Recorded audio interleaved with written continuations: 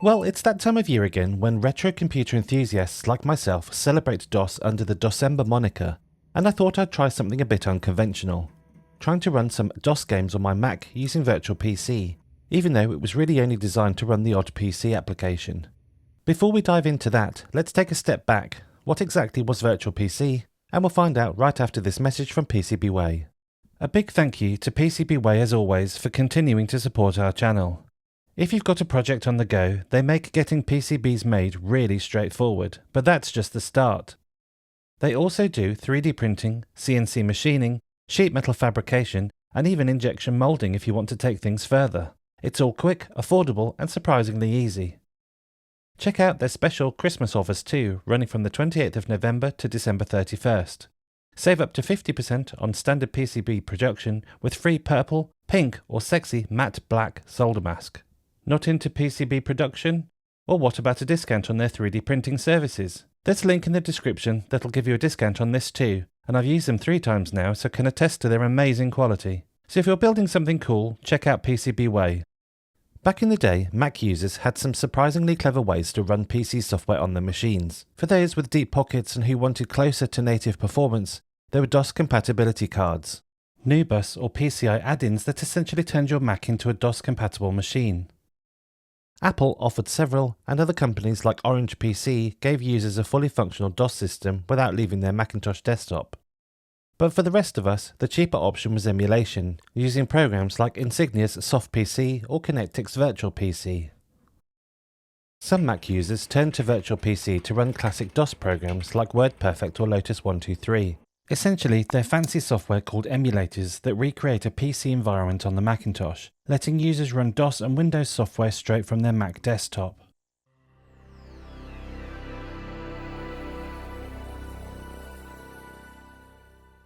The DOS versions were fast, stable, and packed with features that early Windows releases and Mac ports couldn't match. WordPerfect's reveal codes gave precise control over formatting, whilst Lotus 123's formulas and macros made complex spreadsheets quick and reliable.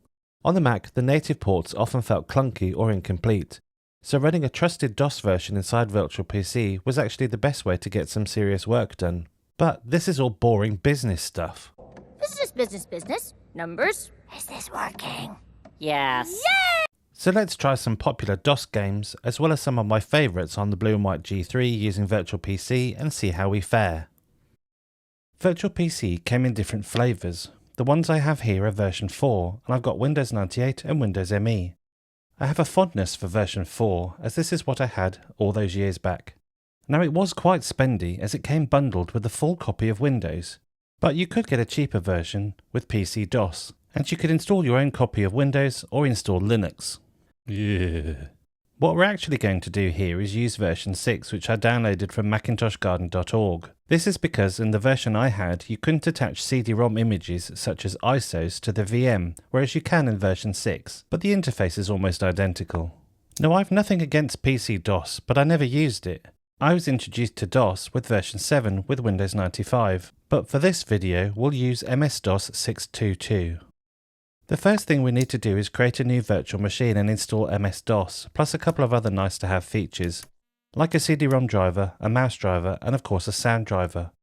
I won't go over how I did this, as I did a video last year on how to run DOS on an Apple Silicon machine, which includes a detailed guide on what to do. You take exactly the same steps here, so I've included a link to that video in the description below. Okay, let's get started. There's nothing particularly special about this VM. Virtual PC emulates an S3 graphics card, as well as a Sound Blaster, which is great as generally these have pretty decent support in DOS games.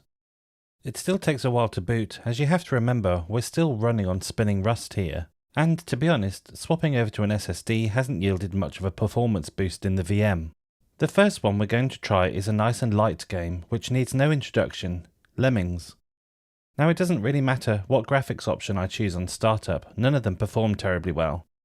Initially it loads okay, albeit with some quite bad graphical glitches, but as soon as you try and choose a lemming type, the game locks up, which necessitates a hard reset of the VM. Oh, and you'll hear the audio doesn't sound fantastic either. We're not off to a promising start here, are we?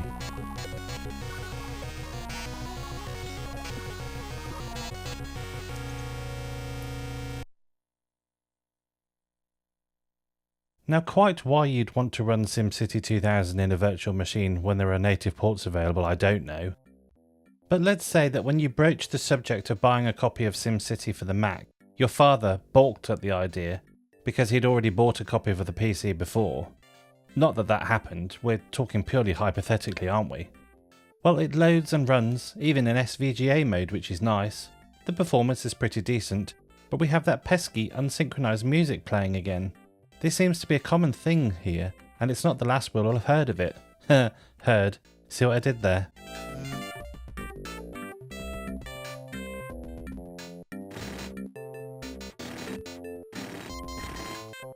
Now this next game is incredibly niche, and I bet there's about 3 people in the world who have ever played it. Me, my dad, and the developer. You're a pilot of a Merlin helicopter and you have to land on an aircraft carrier whilst out to sea in varying levels of complexity. It's not fast paced, there's no explosions or gunfire, it's actually pretty dull, but I like it, and it's one of those games you can play for a couple of minutes between projects. Unfortunately, this too locks up the VM, so we won't be landing any helicopters today. So far, we're only at a 33% success rate. This game is an arcade-style 3D sci-fi flight combat shooter. Your craft can fly with no inertia, making instant direction changes, hover at low speeds, dive and zoom and navigate tunnels, and it's made by the same people behind Duke Nukem. Overall, Terminal Velocity was well regarded at release and gained a solid reputation, and I originally had the shareware version on a cover CD. I wasn't really any good at it, but it ran well on our 100MHz Pentium DEC PC, even without a 3D accelerator card. Whilst the game does load, the music again isn't in sync, no surprises there. But as soon as you try to fly the spacecraft, all hell breaks loose, and it becomes impossible to control. I really can't understand why this is, and it's super disappointing.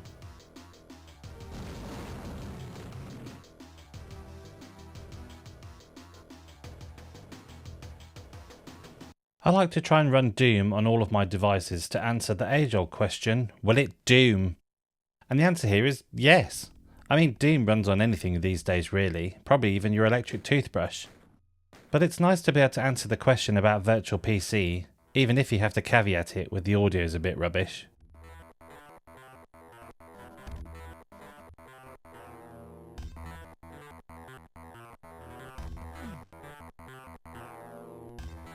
Okay, enough of that. I mean, I'm still not any good at it. One of the things I mentioned about this version of Virtual PC is the ability to attach a CD image or ISO to the VM, which is something we take for granted these days, but this was a new feature.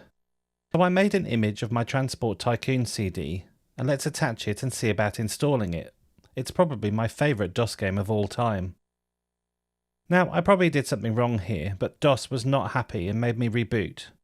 The installer then locked up and I had to force restart the machine again, so I guess we'll not be managing any Transport Empires anytime soon, will we? Well, it's probably for the best. You need a right mouse button anyway to navigate around the world, and my puck mouse only has one. And that brings us to the end of my little adventure with Virtual PC. Over the past few minutes we've thrown 5 different games at it with, well, let's say mixed results. Some titles worked better than expected, others struggled, and a few politely refused to cooperate altogether. But honestly, that's part of the charm. The fact that any of these games ran at all inside a late 90s Macintosh, inside a full PC emulation environment, is nothing short of magic. Because at the end of the day, what I've been doing here really isn't what Virtual PC was designed for. It wasn't created to be a gaming machine, or a way to squeeze performance out of old hardware. Its real purpose was far more practical and more brilliant. Back then, buying an actual PC just to run 1 or 2 Windows-only applications was overkill. Most of the time the machine would sit there gathering dust, doing nothing. Virtual PC solved that. It gave Mac users a way to run essential PC software at the fraction of a cost, and no extra hardware, no second computer humming away under a desk. For what it sets out to do, it was revolutionary. And that cleverness didn't go unnoticed. Microsoft eventually bought Virtual PC and the underlying technology, and a lot of what made it special went on to influence and evolve into the virtualization stack Microsoft uses today, including Hyper-V. So the humble, slightly quirky app I've been messing around with here actually helped shape the foundations of modern virtualization, and that's pretty cool if you think about it. Anyway, thanks so much for coming along for the ride if you made it this far. I hope you enjoyed this dive into retro gaming on retro virtualization. And as always, thanks ever so much for watching, and I'll see you in the next one.